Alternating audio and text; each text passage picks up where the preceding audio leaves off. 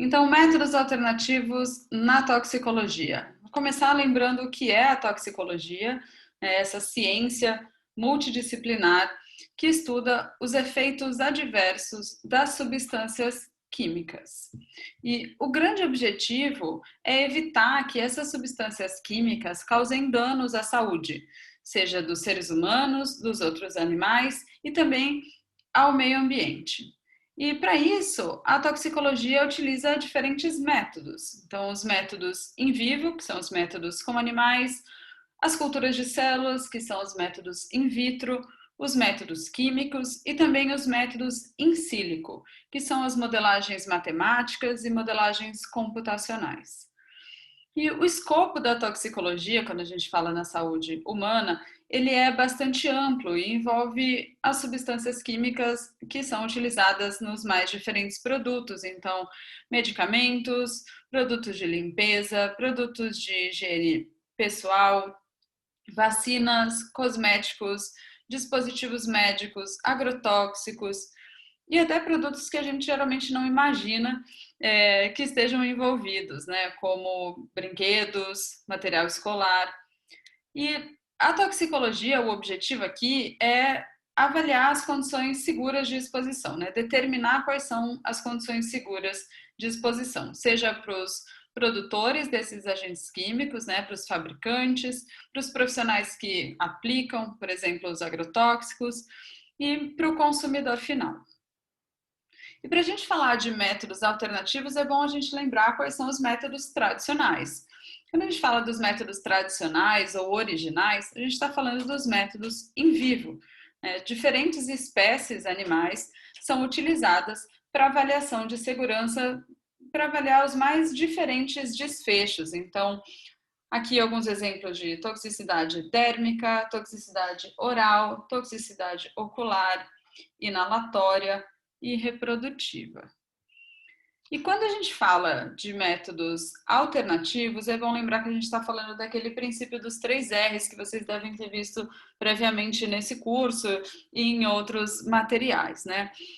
O princípio dos 3 R's, ele se refere a redução, refinamento e substituição. Então, quando a gente fala de redução e refinamento, a gente está se referindo aos métodos in vivo, mas são estratégias que visam reduzir o número de animais utilizados no estudo e o refinamento das técnicas para que o experimento cause um nível menor de dor, de estresse, de sofrimento a esses animais. O terceiro R é o R da substituição. Aí a gente está falando dos diferentes métodos in vitro, in químico e in sílico.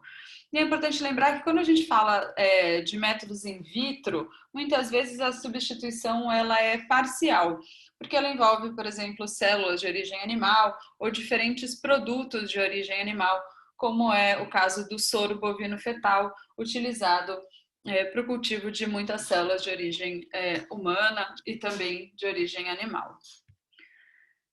A gente tem a resolução normativa número 17 do CONSEA, que dispõe sobre o reconhecimento de métodos alternativos ao uso de animais em atividades de pesquisa no Brasil, e essa resolução ela traz as definições, né? O que é um método alternativo, então qualquer método que possa substituir, reduzir ou refinar o uso de animais nas atividades de pesquisa, um método alternativo validado, que ele passou por esse processo de desenvolvimento, pré-validação, validação e revisão por especialistas, e um método alternativo validado e reconhecido, né? Método alternativo reconhecido, que é aquele método que foi validado e que também foi reconhecido pelo CONSEA, né? Pelo Conselho Nacional de Controle de Experimentação Animal.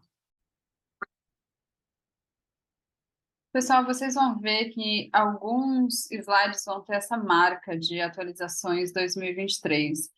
Isso porque a aula original foi gravada em 2020, mas algumas coisas mudaram de lá para cá, então eu estou gravando agora somente alguns trechos com as atualizações até o momento, e elas serão inseridas na edição nessa aula. Esse é o caso, por exemplo, da RN 17. Essa RN foi revogada pela Resolução Normativa número 54, publicada em janeiro de 2022. A RN 17 ela trazia algumas definições aqui, né? O que é método alternativo validado e método alternativo reconhecido. Isso ficou um pouco mais claro na RN 54. Então, ela define aqui que método alternativo validado é todo método que possa ser utilizado para substituir, reduzir ou refinar o uso de animais em atividades de ensino e pesquisa que foram validados, né, por especialistas. E aqui eles trazem também quais são alguns exemplos das metodologias, né? Métodos que não utilizem animais, então métodos substitutivos, métodos que usem espécies de ordens inferiores, como por exemplo C. elegans ou as drosófilas, métodos que empreguem um menor número de animais, que usem sistemas orgânicos ex-vivos, por exemplo, uma pele de algum animal que foi eutanasiado e então a pele foi coletada, ou óleos de bois obtidos de abatedouros. Métodos que diminuam ou eliminem o desconforto, são os chamados métodos de refinamento, né? E depois eles trazem também aqui que o que é um método alternativo reconhecido? É um método validado e que foi reconhecido pelo Conselho. Então, só para ficar bem claro que aqui a gente está falando dos 3 R's. Então, método alternativo não é necessariamente um método sem animal, não é necessariamente um método substitutivo. O método alternativo, ele é considerado pelo Conselho métodos que possam reduzir, refinar ou substituir o uso de animais.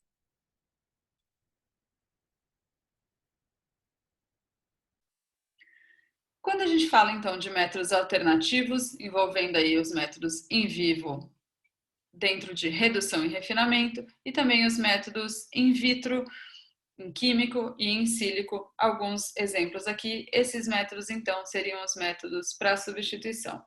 Não é o meu objetivo aqui esgotar, né, falar sobre todos os métodos alternativos que existem, porque são muitos. Essa é uma área crescente, né, está em constante desenvolvimento, mas aqui eu pretendo dar alguns exemplos para vocês e também algumas fontes de pesquisa. E é importante lembrar que a avaliação de segurança de diferentes produtos, ela envolve diferentes requisitos, né? Cada órgão regulamentador tem os seus requisitos específicos para avaliação de segurança, né? Então, a Anvisa tem as suas especificidades para avaliação de cosméticos, para avaliação de medicamentos, para avaliação dos agrotóxicos, né, para determinar a segurança dos agrotóxicos. A gente tem, por exemplo, em Metro, que tem os seus requisitos para brinquedos, para material escolar. Existem as normas brasileiras, né? A BNT, por exemplo, essa aqui é a BNT para a segurança de artigos escolares e assim por diante. Então, dando um exemplo aqui para vocês sobre a avaliação de segurança de produtos cosméticos, esse é o guia da Anvisa para avaliação de segurança de produtos cosméticos. E em relação aos dados toxicológicos, né, esse guia ele traz algumas exigências, né? Esses produtos eles precisam passar por alguns ensaios pré-clínicos para demonstrar que eles não são tóxicos, né? Que eles não vão causar danos aí ao consumidor. Então existem diferentes desfechos, por exemplo, toxicidade sistêmica aguda, mutagenicidade, irritação ocular, irritação de mucosas, carcinogenicidade. E eu vou dar alguns exemplos aqui para vocês, começando por esses métodos para avaliação de irritação ocular. Bom, esse é o famoso teste de Draze, vocês já devem ter ouvido falar. É um método para avaliação de irritação ocular, no qual o agente químico ele é aplicado aos olhos, né, nos olhos dos coelhos, e são avaliados os seus efeitos adversos, né, o que esses agentes químicos causam nos olhos dos coelhos, partindo do princípio de que se um agente químico causa dano aos olhos dos coelhos, ele irá causar danos aos olhos dos seres humanos. Mas esse é o método tradicional, o método in vivo. Mas também existem métodos que foram inicialmente chamados de métodos alternativos. Por exemplo, os métodos organotípicos. Aqui a gente pode observar, são óleos de bois, eles são obtidos de abatedouros, né? após o abate desses animais para o consumo de carne. Esses óleos seriam descartados e eles são então aproveitados para a realização desses testes, né? Esse teste é conhecido por BCOP. É um teste que avalia as córneas bovinas, então as córneas são colocadas nesse holder e neste equipamento para avaliar principalmente a opacidade, né? A gente sabe que quando um agente químico ele vai causar irritação, corrosão ocular, ele causa uma opacidade da córnea, né? Tem a denaturação das proteínas. Então, existem métodos que foram desenvolvidos para avaliar essas córneas bovinas, partindo aí do mesmo princípio, né, de que se um agente químico causa danos às córneas bovinas, ele provavelmente irá causar danos aos olhos humanos. Mas também foram desenvolvidos aí, a partir de 2010, mais ou menos, os métodos in vitro. Então, esse aqui é um exemplo, um modelo 3D de córnea humana. São utilizadas células humanas. É uma placa de cultura que tem esses insertos onde são cultivadas células humanas e então o agente químico a ser analisado é depositado sobre essas células e é feita a avaliação, né? É avaliado o que esse agente químico causa nessa córnea, nesse simulado de córnea humana in vitro. Mas a tecnologia continua evoluindo e a gente já tem alguns modelos, né, chamados olhos no chip. É um microchip contendo células humanas. Esse modelo tem, por exemplo, um fluido que é semelhante à lágrima e um equipamento que faz com que esse olho simule o piscar, né? É um equipamento que simula o piscar dos olhos.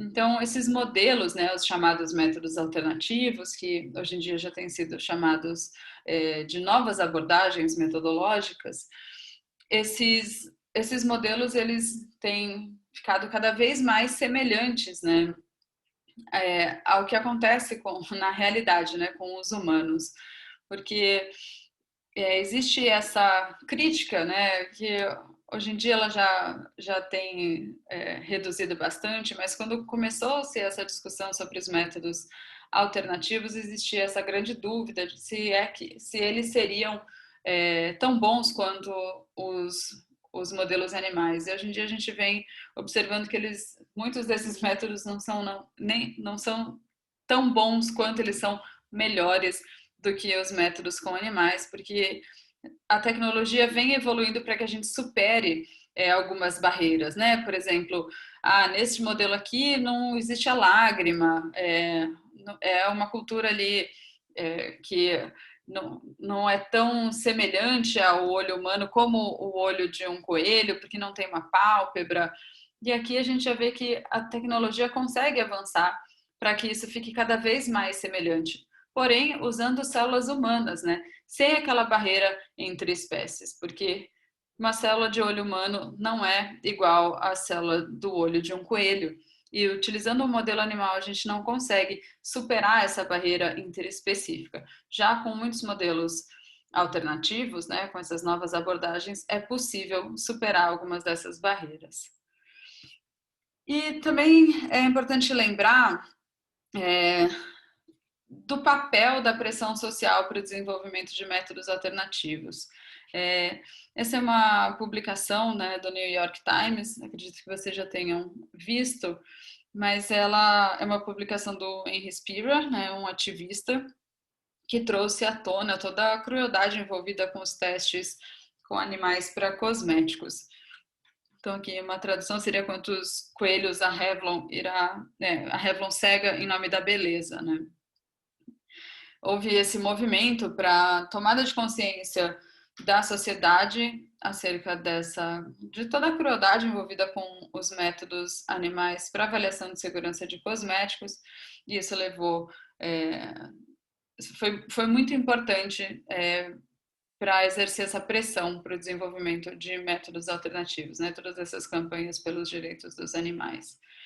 Também 2 pontos importantes aqui que eu gostaria de lembrar é essa diretiva europeia, essa legislação sobre a proteção animal, desses animais utilizados na pesquisa, e também outro momento bem importante aqui é a Declaração de Cambridge sobre a consciência dos animais não humanos.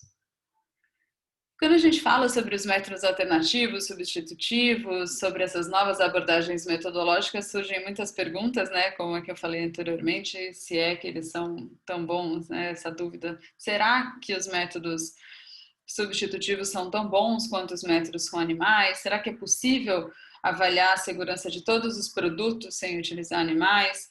Quais são os métodos que já existem, para quais desfechos? Quais são disponíveis no Brasil? Quais são os obrigatórios? Quais são proibidos? Qual é o futuro da avaliação de segurança? E não é meu objetivo aqui responder todas essas perguntas, mas eu vou tentar ao máximo falar sobre alguns desses pontos, pelo menos os que eu considero mais importantes. Então, começando pelas etapas de desenvolvimento dos métodos alternativos, é importante lembrar que muitos dos métodos, se não todos os métodos com animais, eles não passaram por essas mesmas etapas que os métodos alternativos ou os métodos sem animais são sujeitos, né? A primeira etapa, então, de desenvolvimento seria a pesquisa e desenvolvimento, que são as etapas laboratoriais, né, onde os pesquisadores desenvolvem os métodos utilizando culturas de células, métodos químicos, métodos computacionais. A segunda etapa é a etapa de validação, onde são feitos ensaios interlaboratoriais e avalia se realmente aquele método é capaz de trazer informações sobre aquele desfecho.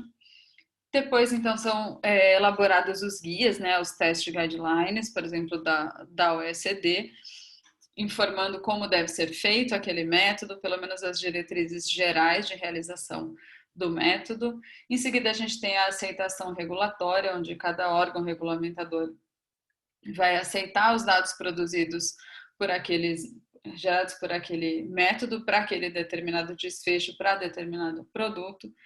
Em seguida, ocorre a disseminação dos métodos, eles começam a ser implementados em outros países, até que a gente tenha essa ampla utilização. E aí sim, a substituição de fato de um modelo que utiliza animais por um outro método, né? Um método alternativo, um método substitutivo. É importante a gente entender qual é a diferença aí da toxicologia tradicional para o que é chamada de toxicologia do século XXI. A toxicologia tradicional, ela envolve a aplicação de uma substância num modelo animal e a observação de alguns desfechos, de alguns efeitos. Na toxicologia tradicional, a gente não entende o que acontece, né? É como uma caixa preta ali. Não, a gente não observa, não entende tudo que ocorre com esse modelo. A gente simplesmente aplica uma substância e observa quais são os efeitos e faz essa extrapolação, né? A gente infere que esses mesmos efeitos que nós observamos nos animais, eles vão ser observados em humanos. Mas nós não compreendemos o mecanismo e não levamos em conta as diferenças entre as espécies. Essa é a toxicologia tradicional. Já a toxicologia do século XXI, ela traz esse novo paradigma, né? No qual a avaliação das alterações que ocorrem, né? Ela observa, né, faz essa avaliação das alterações que ocorrem nos sistemas biológicos em seus diferentes níveis de organização, utilizando as novas abordagens metodológicas, métodos in vitro, métodos químicos e métodos in silico. Essa publicação do NIH é uma publicação bem importante sobre a toxicologia do século XXI. Ela fala sobre essa nova abordagem, esse novo paradigma, e essa é uma publicação que está disponível online, é possível fazer o download, eu deixei o link aqui para vocês e vou comentar um pouquinho mais sobre o que é essa toxicologia num próximo vídeo. Por enquanto é isso, muito obrigada.